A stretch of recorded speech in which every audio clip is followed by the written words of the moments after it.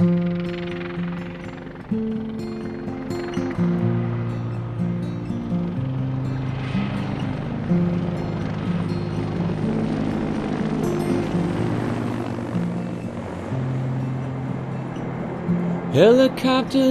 in the sky, mounted guns and mothers' cries. If this is war, please tell me why we're the only ones allowed to die. Give me crayons and paper, I'll draw what I see. If I close my eyes, can you still see me?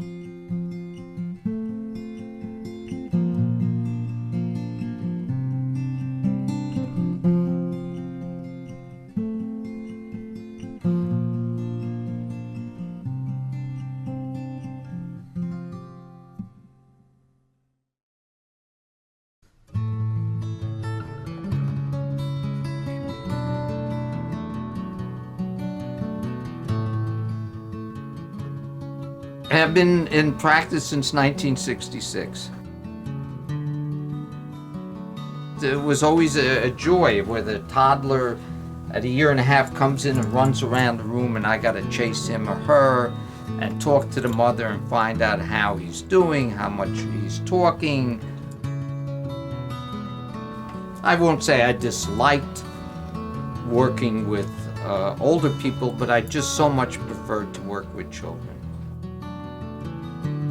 I didn't want a lifetime of pediatrics to go by without having to care for children in an area where there was an immense need. And I just felt that a mission with Doctors Without Borders had to be part of my lifetime medical experience. And I called New York Information to find out if they had an office there, and they had at that time a one-person office. And I called up and asked to volunteer. They sent me out an application, which I filled out. And in August of 1991, I received a call and was asked to go to Paris, where Doctors Without Borders headquarters, for a briefing, and then went on to Sri Lanka. Sri Lanka at that time was in a civil war. The areas where I worked with was an immense shortage of doctors. All the doctors the local Sri Lankan doctors had left the area because of safety. I won't get into the politics and the war.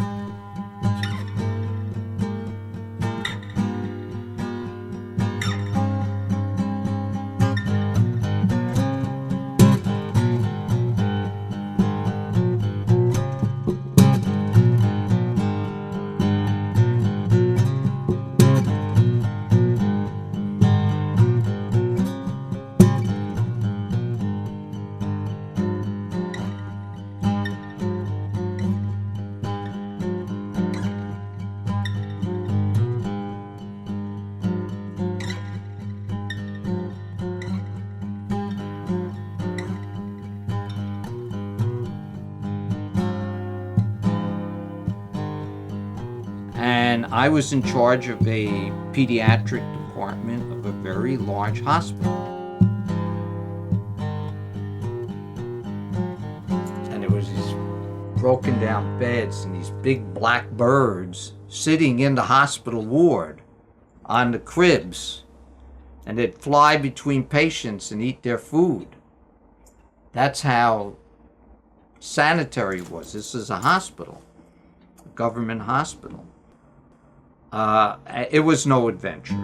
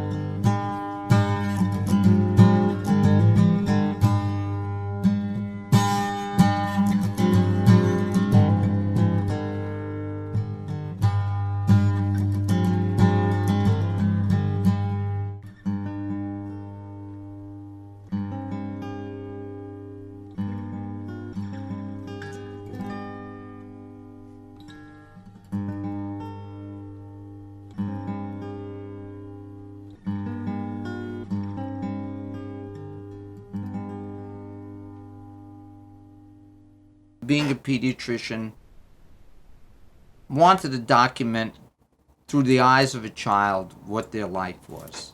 I had done this in 1991 in Sri Lanka.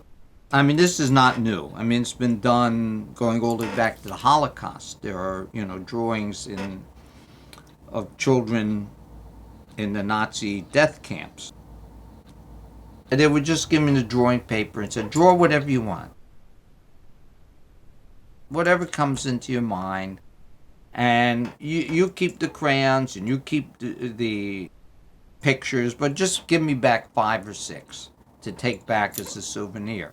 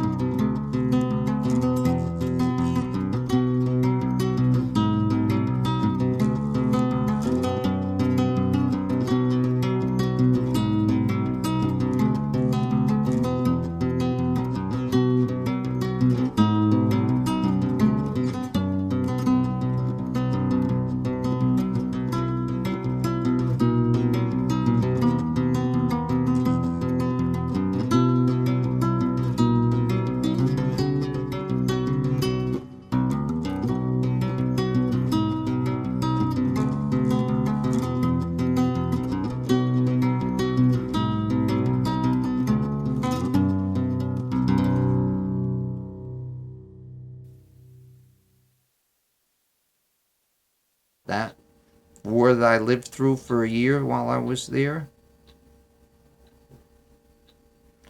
I couldn't understand it. How, you just can't sit down at a table and iron out your differences. You just got to be, you got to be some degree of caring, because so many people suffer. So many people suffered.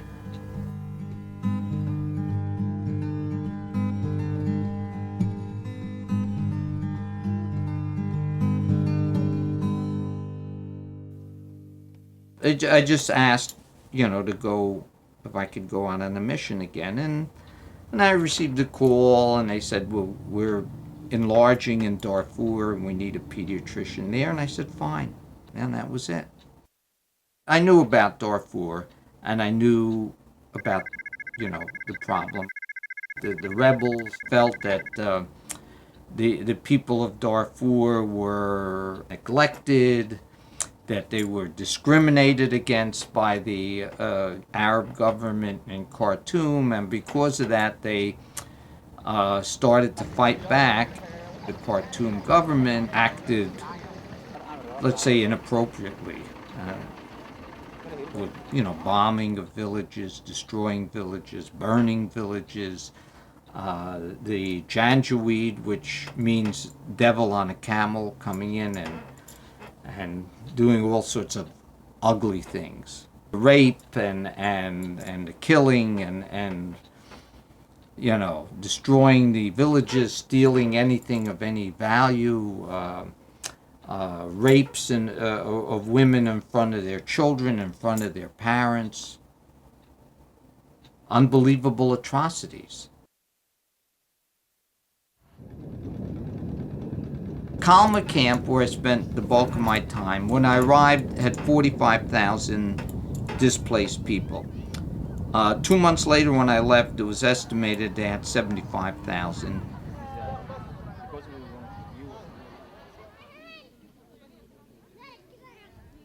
We got harassed every day when you went into the camp. And they always harassed you. Where they stopped you, where your papers are not right. We had the papers. I had the same papers that I had that were issued in Khartoum, but they always were really looking to harass you. They wanted you to go away. So there was harassment at the military checkpoint getting into the camp. And then at the camp, like I said, you had to be careful with photography, and especially you had to be careful with the children's artwork that I brought back.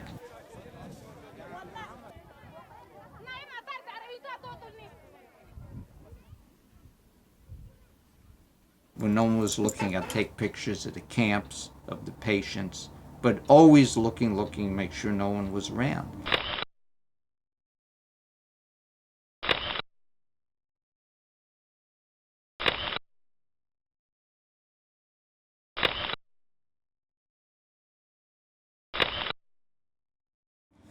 Couple times I was nearly caught. Someone came and came into the medical center, and he said, someone said you were in the camp today with a camera.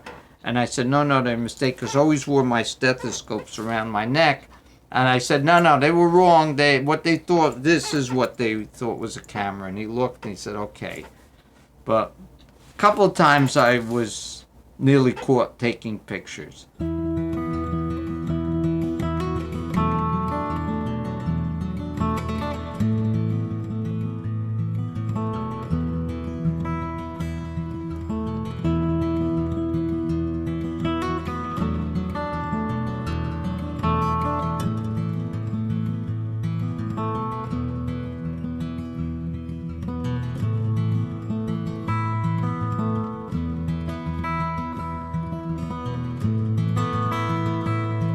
We were there in the middle of a measles epidemic. In the U.S., you hardly ever see a case of measles.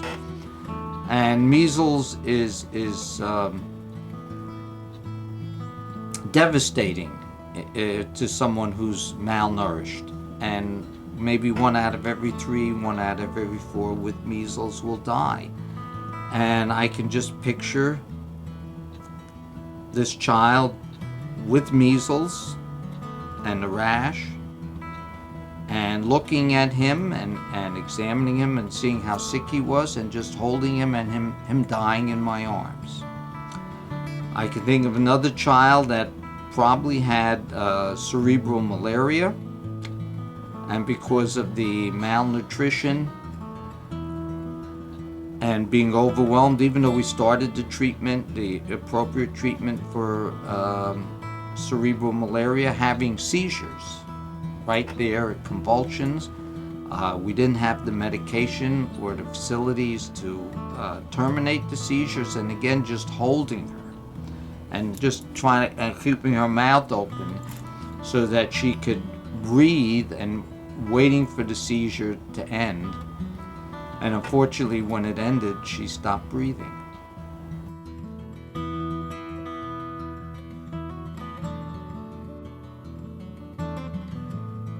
This child was 2, and he looked like he was 102.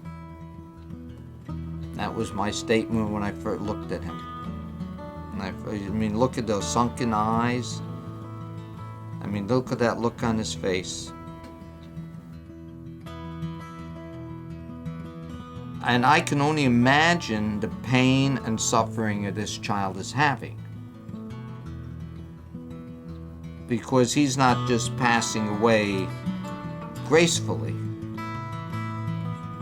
but he's probably in too much pain and suffering too much to even react. You would take these children and you pick up their hands and they would just flop. There was no muscle tone, no strength. But I'm sure they were in pain. I'm sure they were suffering.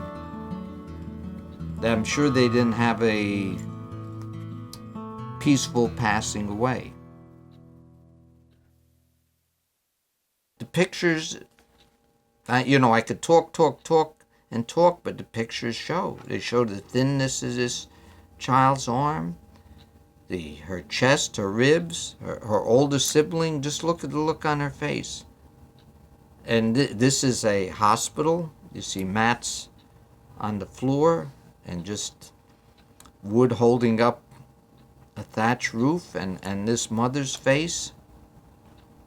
Believe me, I've been in tears many times, and when I've talked about it, it brings it back. It's not an easy situation to face every day, day in and day out, and to think that it's happening right now as we talk. And then I can remember successes. A child coming in with what we call septic shock and just unable to get an IV intravenous into this child because the child is in shock. And here on this dirt floor on a mat with no rubber gloves and not the proper needle, not what's called an intraosseous needle, taking a spinal tap needle, which is the wrong needle, and putting it right into the bone. The bone is like one big, you can visualize, non-collapsible vein, and going right into the bone marrow and infusing that child with IV fluids into the bone marrow. And that child got better. That child went home.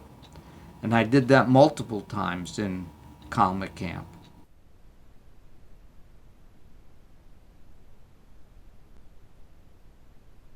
You know, every day I would take a little break in the afternoon, get out and just walk in the camp. That's where I took a lot of these pictures.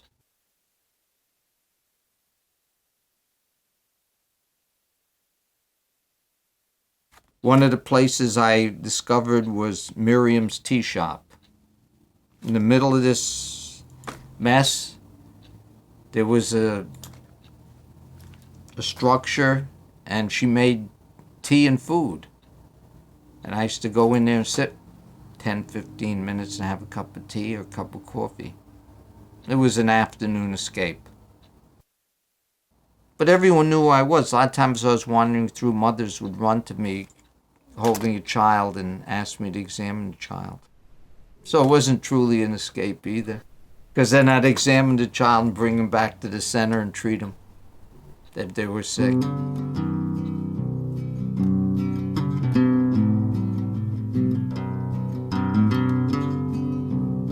They can tell when you care. They really can. You can't lie to a mother, and you can't, even to a child. They know when you're caring. They really, truly do. And maybe that's making a difference, and that's what it's all about.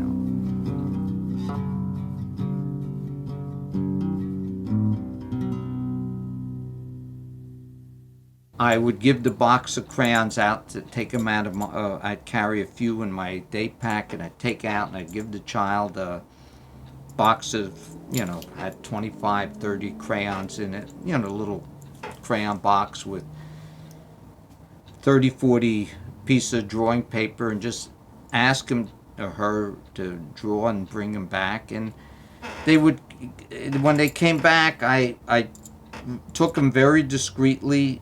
Didn't even really look at them right then, because I didn't want anyone to see me, because you don't know who from the Sudanese government is around, because they were always around. And I'd hide them in my day pack and brought them back to my dormitory room, where they were stuck in a, slipped into a Sunday edition in the New York Times, and that's how I got them out of the country. There's only 2 pictures of children returning drawings. I wish I had more, but I didn't have that luxury. You have to look at the pictures. You see villages being bombed, villages on fire, people being shot. You see the Janjaweed on a camel. And then you see very pristine pictures, flowers, greenery. Not too many of them, but you do. You see everything. But most of them are unfortunately violent.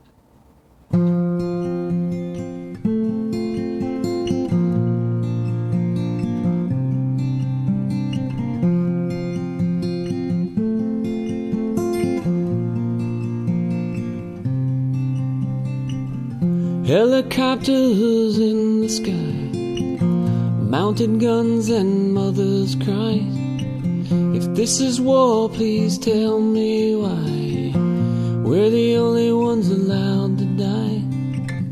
Give me crayons and paper, I'll draw what I see. If I close my eyes, can you still see me?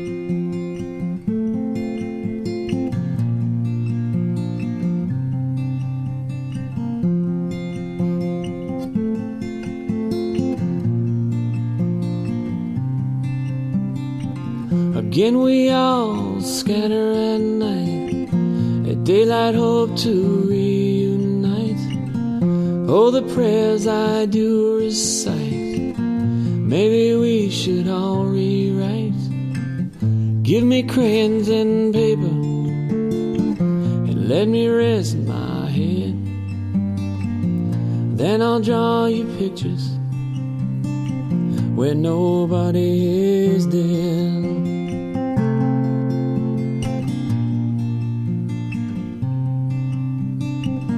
Shades of color, shades of gray. The birds fly in, but they don't stay. The blood in red, the guns in black. You can't draw the screams, you should know that by now. By now.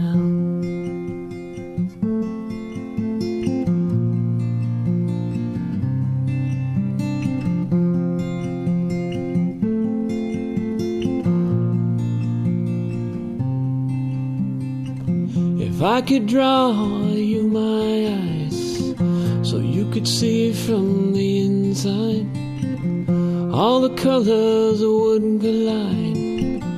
Can you say you really tried? Give me crayons and paper, and when my trembling hand it stops all its shaking, I'll draw you my land.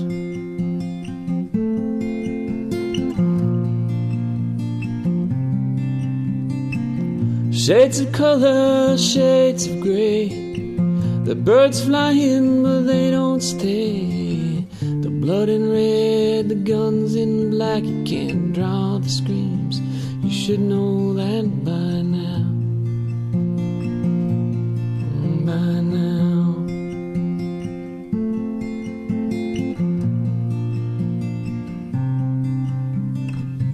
Give me crayons and paper, draw what I see. If I close my eyes, can you still see me?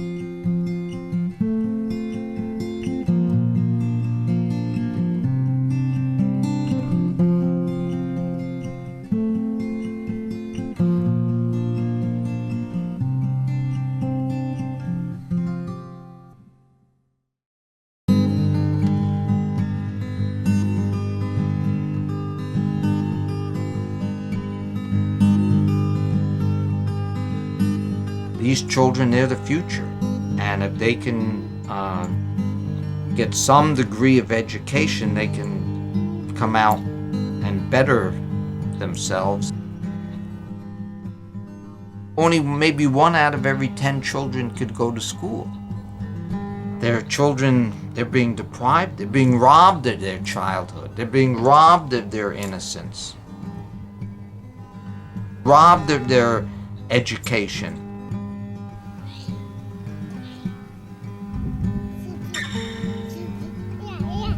This is what these children have been exposed to, and this is what they're growing up with, and this is what's going to impact on their life. And what is it going to create? I don't know. Is it going to create hatred, animosity? I hope not.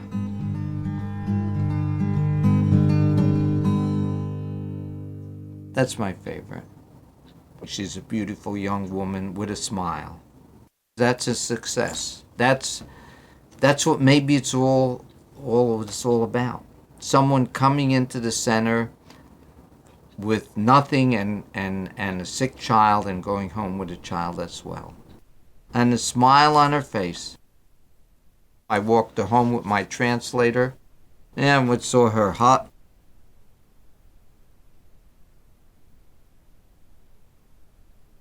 She was still smiling.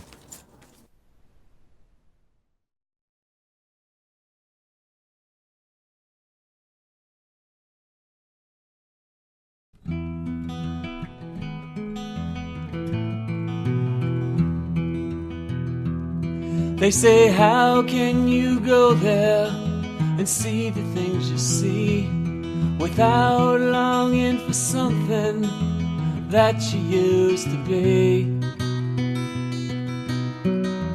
How can you look into the eyes of a forsaken child and not think of your own running free, restless and wild? I say, how can you go home again? I say, how can you go home again?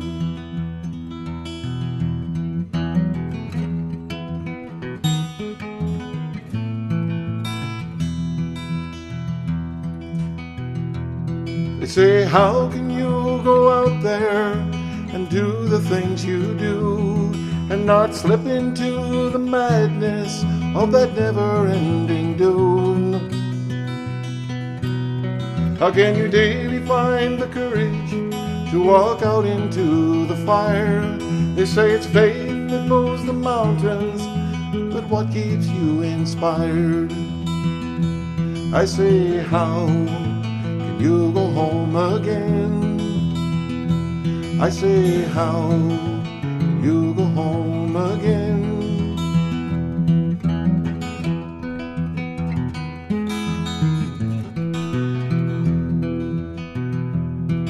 Well, do you not grow weary from the years on you, and with the mind playing tricks on what the eyes can do? Now you're stepping inside the icy mind of men, with cold gray matter where a heart should have been. I say, how can you go home again? I say, how can you go home again? I say, how can you go home again? Would you go back if they called you up again? In a blink of an eye. You know that. Everyone that hears me talk knows that. There's no way I could, as much as I'm really enjoying my life here in the 10 months, 11 months since I've been back. I'm doing so many of the things I wanted to do with my children and grandchildren and my wife. I enjoy the office, but I couldn't say no. So if the phone rang now and they asked me to go back, even though it would throw the office and everything into helter-skelter, I couldn't say no. I honestly could not say no, because I know what the need is. And I don't know if I could live with myself saying no.